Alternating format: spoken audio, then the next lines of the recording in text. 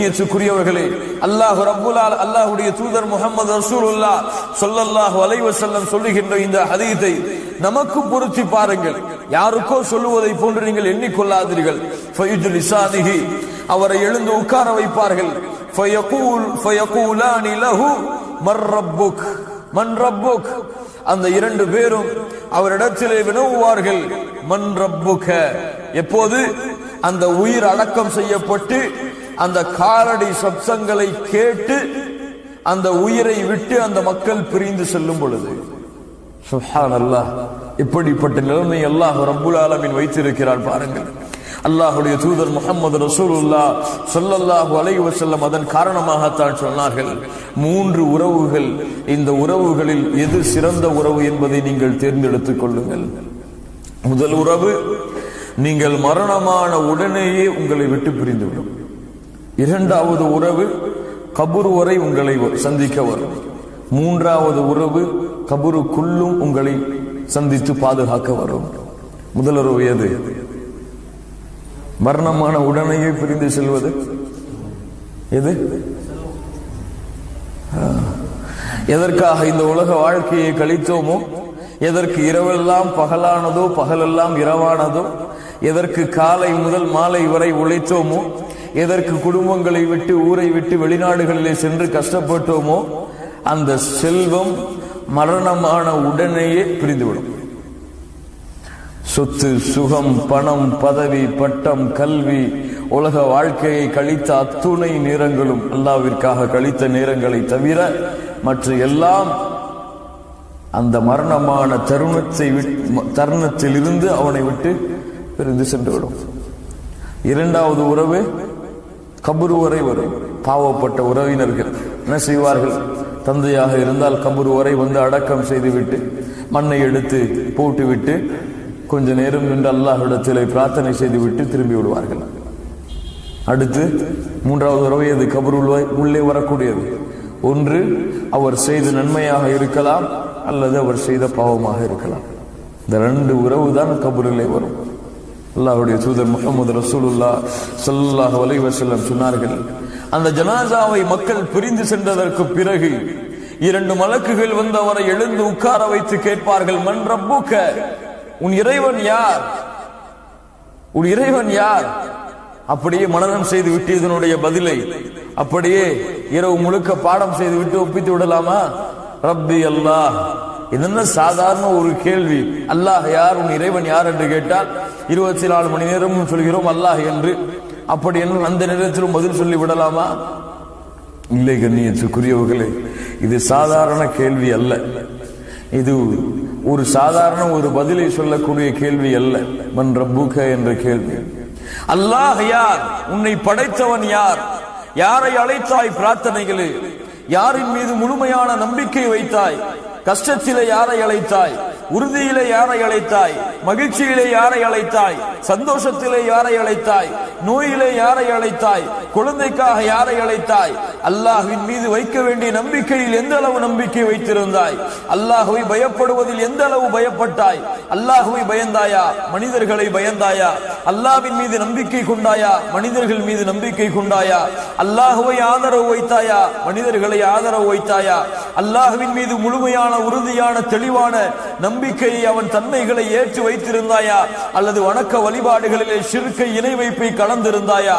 இந்த எல்லா தன்மையிலும் தௌஹீதிலே சுத்தமாகி தூய்மையாகி பரிசுத்தமாகி எல்லா அம்சங்களிலும் யார் முழுமையாகி அல்லாஹ்வை ரப்பாக ஏற்று அதிலே உறுதியாக இருந்தார்களோ அவர்களால் தான் சொல்ல முடியும், ரப்பி அல்லாஹ், என்னை படைத்த இறைவன் அல்லாஹ், என்னை பரிபாலித்தவன் அல்லாஹ், எனக்கு உணவளித்தவன் அல்லாஹ், என்னை காத்தவன் அல்லாஹ், என்னை ஆதரவு வைத்தவன் அல்லாஹ். நான் நம்பிக்கை வைத்திருந்தது அவன் மீதுதான், நான் அழைத்தது அவனைத்தான், நான் வணங்கியது அவனைத்தான். வணக்க வழிபாடுகள் அத்துணை தன்மைகளையும் அத்துணை வகைகளையும் அவன் ஒருவனுக்கு மட்டும்தான் நான் செலுத்தி அவனுடைய வணக்க வழிபாட்டிலே வேறு யாரையும் கூட்டாக்காமல் சமமாக்காமல் இணையாக்காமல் ஷிர்கை கலக்காமல் அவன் ஒருவனை வணங்கினேன். இந்த தன்மைகளை ஏற்று இருந்தால் அவனுக்கு அந்த மொழி புரியவில்லை என்றாலும், அவனுக்கு கேட்கக்கூடிய வார்த்தை எதுவாக இருந்தாலும் கேட்டவுடன் பதில் வரும், ரப்பி அல்லாஹ், என்னுடைய இறைவன் அல்லாஹ். அடுத்து கேட்கப்படும், ஒமா தீனுக, உன்னுடைய மார்க்கம், நீ வந்த வழி எது, எந்த வழிகளிலே வந்தாய்? நாங்கள் எல்லோரும் முஸ்லிம்களாகத்தான் பிறந்தோம், இஸ்லாமைத்தான் பின்பற்றினோம், முஸ்லிம்களாகத்தான் வாழ்ந்தோம்.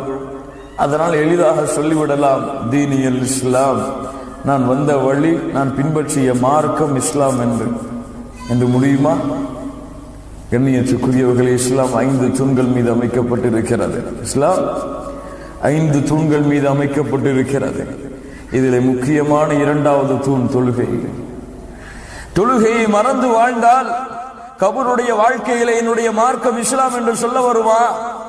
தொழுகையை புறக்கணித்துக் கொண்டிருந்தால், காலை ஃபஜ்ருடைய தொழுகையை மரணித்துக் கொண்டிருந்தால், வக்து தொழுகைகளை ஜமாஅத்தோடு பேணாமல் இருந்தால், அல்லாஹுவால் கடமையாக்கப்பட்ட வணக்க வழிபாடுகளில் சிறந்த வணக்க வழிபாடாகிய தௌஹீதுக்கு பிறகு அல்லாஹ் ரப்புல் ஆலமீன் எதிர்பார்க்கக்கூடிய வணக்க வழிபாடுகளில் சிறந்த வணக்க வழிபாடு மூசா அலைஹிஸ்ஸலாம் அவர்களுக்கு அல்லாஹ் சொல்கிறார், இன்னனி அனல்லாஹ் லா இலாஹ இல்லா அன ஃபஅபுத்னி வஅகிமிஸ் ஸலாத லிذிக்ரி.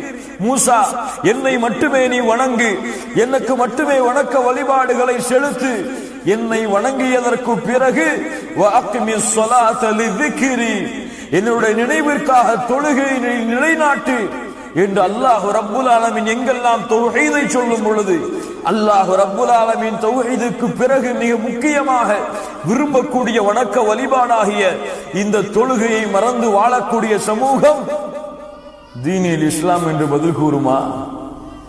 சித்து பாருங்கள். கடமையானதற்கு பிறகும் ஹஜ்ஜை நிறைவேற்றவில்லை என்றால் தீனில் இஸ்லாம் என்று பதில் வருமா? கடமையான செல்வத்தை சம்பாதித்ததற்கு பிறகும் வருடம் பூர்த்தியானால் ஒவ்வொரு வருடமும் தங்களுடைய செல்வத்திலிருந்து ஜகாத்தை வெளியாக்கவில்லை என்றால் தீனில் இஸ்லாம் என்று ஒரு பதில் வருமா? ரமதான் மாதத்திலே வேண்டுமென்ற நோன்புகளை விட்டுக் கொண்டிருந்தால் தீனில் இஸ்லாம் என்ற ஒரு பதில் வருமா? கண்ணியத்துக்குரியவர்களே, எது இஸ்லாம்? பேரா இஸ்லாம்? அப்துல் ரஹ்மான் அப்துல் பாசிதா இஸ்லாம்? கண்ணியத்துக்குரியவர்களே, அல்லாஹ்வால் கடமையாக்கப்பட்ட கடமைகள், அல்லாஹுடைய தூதரால் வலியுறுத்தப்பட்ட சுன்னாக்கள், இது இஸ்லாம். இதை பின்பற்றி முழுமையாக உள்ளத்தாரும் மனதாலும் ஏற்று தங்களுடைய செயல்பாடுகளால் வெளிப்படுத்தி உண்மையான முஸ்லிமாக யார் இந்த பூமியிலே வாழ்ந்து கொண்டிருக்கிறார்களோ அல்லாஹ் அந்த கூட்டத்திலே நம்மை சேர்ப்பானாக. அவர்கள் சொல்லுவார்கள், தீனியல் இஸ்லாம், என்னுடைய மார்க்கம், நான் வந்த வழி, அல்லாஹ் இந்த பூமியிலே தேர்ந்தெடுத்து அல்லாஹ் இந்த பூமியிலே பொருந்தி கொண்ட இஸ்லாம். அவ்வளவுதான். அடுத்து கேட்கப்படும், فيقولان له ما هذا الرجل الذي بعث فيكم فيقول, உங்களுக்கு அனுப்பப்பட்டாரே ஒரு தூதர், அவர் யார்? அவரை பற்றி என்ன சொல்கிறீர்கள்? அவர் எப்படிப்பட்டவர்? முஹம்மது ரசூலுல்லாஹ் ஸல்லல்லாஹு அலைஹி வஸல்லம் அவர்களை பற்றிய ஒரு கேள்வி. எல்லோருக்கும் தெரியுமே, எங்களுடைய தூதர் அல்லாஹ்வுடைய தூதர் தான், முஹம்மது ரசூல் தான். மக்காவிலே பிறந்தார்கள், மதீனாவிலே இறந்தார்கள் என்று சாதாரணமாக சொல்லிவிடலாமா? இல்லை கண்ணியத்துக்குரியவர்களே. ஃபல்யஹ்தரில் லதீன யுகாலிஃபூன அன் அம்ரிஹி, யாரை அல்லாஹ் ரப்புல் ஆலமீன் எச்சரிக்கை செய்கிறானோ இவருடைய வழிமுறைக்கு மாற்றமாக நடந்துவிட்டால் மிகப்பெரிய குழப்பங்களும் சோதனைகளும் உங்களுக்கு ஏற்படும் என்று அல்லாஹ் ரப்புல் ஆலமீன் யாருடைய வழிமுறையை புறக்கணித்தால் அவர்களுக்கு அல்லாஹ் ரப்புல் ஆலமீன் தோல்வியை, இழிவை கொடுப்பான். வமன் யுத்திஇல்லாஹ வ ரசூலஹு ஃபகத் ஃபாஸ ஃபௌஸன் அஸீமா, யார் அல்லாஹ்வையும் அல்லாஹ்வோடு சேர்த்து அந்த தூதரையும் முஹம்மது ரசூலுல்லாஹ் ஸல்லல்லாஹு அலைஹி வஸல்லம் அவர்களையும் பின்பற்றினால் மகத்தான வெற்றியை அவர் அடைந்து விடுவார் என்று யாரை அல்லாஹ் ரப்புல் ஆலமீன் தூதராக அறிமுகப்படுத்துகின்றானோ அந்த தூதர் முஹம்மது ரசூலுல்லாஹ் ஸல்லல்லாஹு அலைஹி வஸல்லம் உடைய முழு வாழ்க்கையும் தங்களுடைய வாழ்க்கையாக இருந்தார். முழு வாழ்க்கையும் தங்களுடைய வாழ்க்கையாக்கி தங்களுடைய சொல்லிலே, தங்களுடைய செயல்பாடுகளிலே, தங்களுடைய குணங்களிலே, தங்களுடைய பழக்க வழக்கங்களிலே, தங்களுடைய நடைமுறை வாழ்க்கையிலே, தங்களுடைய வியாபாரத்திலே, தங்களுடைய தொழிலிலே, தங்களுடைய மனைவியிடத்திலே, தங்களுடைய குழந்தைகளிடத்திலே, தங்களுடைய குடும்பத்தார்களிடத்திலே யார் இந்த முஹம்மது ரசூலுல்லாஹ் ஸல்லல்லாஹு அலைஹி வஸல்லமாக வாழ்ந்தார்களோ சாதாரண வார்த்தைகள் நான் சொன்ன விஷயம் கண்ணியத்துக்குரியவர்களே, அந்த முஹம்மது ரசூலுல்லாஹ் ஸல்லல்லாஹு அலைஹி வஸல்லம் உடைய வாழ்க்கையை தங்களுடைய வாழ்க்கையிலே உயிர்ப்பித்தார்களோ அவர்கள் சொல்லுவார்கள் ஹுவ ரசூலுல்லாஹி ஸல்லல்லாஹு அலைஹி வஸல்லம், இவர்தான் அல்லாஹ்வால் அனுப்பப்பட்ட தூதர், அல்லாஹ்வால் அனுப்பப்பட்ட ரசூல் முஹம்மது ஸல்லல்லாஹு அலைஹி வஸல்லம். அவ்வளவுதான். அல்லாஹு அக்பர். அடுத்து فيقولان له وما علمك فيقول قرأت كتاب الله آمنت به وصدقت فينادي مناد في السماء. வானத்திலிருந்து அழைப்பு வரும், அன் ஸதக அப்தி, என் அடியான் உண்மையை கூறினான். அன் ஸதக அப்தி, என் அடியான் உண்மையை கூறினான். فأفرشوه من الجنة وألبسوه من الجنة وافتحوا له بابا إلى الجنة. அவனுக்கு சொர்க்கத்துடைய ஆடையை அனுபவியுங்கள், சொர்க்கத்துடைய விரிப்பை அவனுக்கு நீங்கள் விரியுங்கள், சொர்க்கத்தின் வாசலை அவனுக்கு நீங்கள் திறந்து வையுங்கள், கபர் விசாலமாகட்டும். அதற்கு பிறகு அவனுக்கு சொர்க்கத்திலிருந்து நறுமணம் வர தொடங்கும் பொழுது ரப்பல் ஆலமீன் நரகத்தை காட்டுவான். நரகம் காட்டப்படும், நரகத்துடைய ஜுவாலைகள் காட்டப்படும், நரகத்திலே மனிதன் அனுபவிக்கக்கூடிய வேதனைகள் காட்டப்படும், நரகத்துடைய அத்துணை துன்பங்களும் அவன் கண்களுக்கு முன்னால் காட்டப்படும். ஏன்? ஒன்று, அல்லாஹ்வுடைய தூதர் முஹம்மது ரசூலுல்லாஹ் ஸல்லல்லாஹு அலைஹி வஸல்லம் சொன்னார்களே அந்த அறிவிப்புக்காக. ஒவ்வொரு மனிதனுக்கும் நரகத்திலே ஒரு இடம், சொர்க்கத்திலே ஒரு இடம். அவன் நல்ல அமல்கள் செய்தால் அவனுக்கு சொர்க்கத்துடைய இடம் கன்ஃபார்ம், இது ரிஜெக்ட் செய்யப்படும். இது இல்லை என்றால் இங்கே கன்ஃபார்ம் ஆகும், அது ரிஜெக்ட் செய்யப்படும். இரண்டாவது, அல்லாஹ் அவனுக்கு கொடுக்க இருக்கின்ற அருளை அவன் அறிந்து கொள்ள வேண்டும். இதிலிருந்து அல்லாஹ் அவனை பாதுகாத்திருக்கின்றான், எந்த துன்பத்திலிருந்து அவனை அல்லாஹ் காத்திருக்கின்றான் என்பதை அவன் அறிந்து கொள்ள வேண்டும் என்ற காரணத்திற்காக நரகத்தை அல்லாஹ் ரப்புல் ஆலமீன் திறந்து காட்டி மூடுவான். சுப்ஹானல்லாஹி ரப்பில் ஆலமீன். அடுத்து அவனுடைய அமல்கள் எல்லாம் அவனுக்கு முன்னால் உருவமாக காட்டப்படும். அப்போது சொல்லுவான், அகிமிஸ் ஸாஆ, நம் கனௌமத்தில் அரூஸ், ஒரு புதுமகன் தூங்குவது போல உறங்கு என்று சொன்னவுடன் சொல்லுவான், ஏன் உறக்கம்? அகிமிஸ் ஸாஆ, மறுமையை ஏற்படுத்துங்கள் இப்போதே. ஏன்?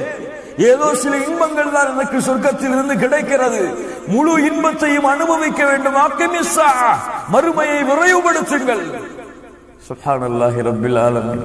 சொல்லுவார்கள், மனிதா, அது இப்போதெல்லாம் உனக்கு கிடைக்காது, நீ தூங்க, அல்லாஹ் மறுமையை ஏற்படுத்துவார்.